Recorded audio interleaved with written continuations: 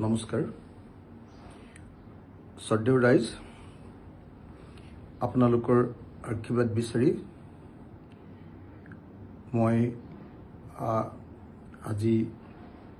আজিৰ পৰা আমাৰ মৰমৰ জুবিনদাৰ মৃত্যুৰ ন্যায় বিচাৰি এক আন্দোলনৰ কাৰ্যসূচীত বহিবলৈ সিদ্ধান্ত লৈছোঁ।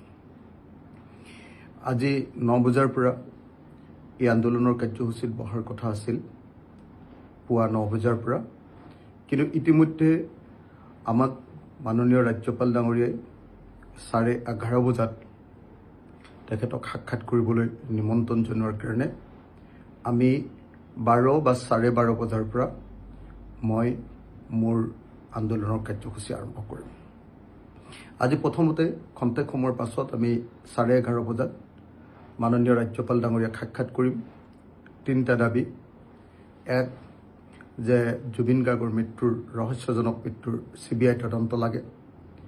2, CBI তদন্তই নহয়, এই গোটেই কাৰবাৰটোত নৰ্থ ইষ্ট ফেষ্টিভেলৰ গোটেই কাৰবাৰটোত ফাইনেন্স কোনে কৰে তাৰ অৰ্থনৈতিক কাৰবাৰবিলাকৰ ওপৰত EDৰ তদন্ত লাগে।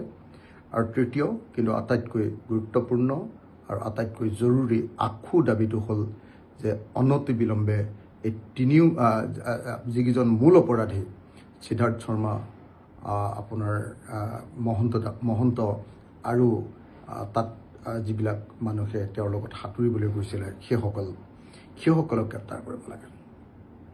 গতিকে এই 3টা দাবীত CBIৰ তদন্ত, EDৰ তদন্ত আৰু দোষী অভিযুক্তসকলক মূল অভিযুক্তসকলক গ্ৰেপ্তাৰ অনতিবিলম্বে, এই দাবীত আজিৰ পৰা মই অকলশৰীয়াকৈ অনশনৰ কাৰ্যসূচী অৱস্থান ধৰ্মঘটৰ অনিৰ্দিষ্টকালীন অৱস্থান ধৰ্মঘটৰ কাৰ্যসূচী আৰম্ভ কৰিম। মই ভাবোঁ যে চৰকাৰে নাটক কৰি আছে, চৰকাৰে অভিযুক্তসকলক ধৰিব খোজা নাই, আৰু সেইকাৰণে এতিয়া যাতে জুবিন গাৰ্গৰ ন্যায়ৰ বিষয়টো পৰাগ দাসৰ নিচিনা হৈ নপৰে, গতিকে তাৰ কাৰণে আজিৰ পৰা আন্দোলন আৰম্ভ কৰিছোঁ। আপোনালোক সকলোৰে পৰা আশীৰ্বাদ বিচাৰিছোঁ। ধন্যবাদ। জয় অসম।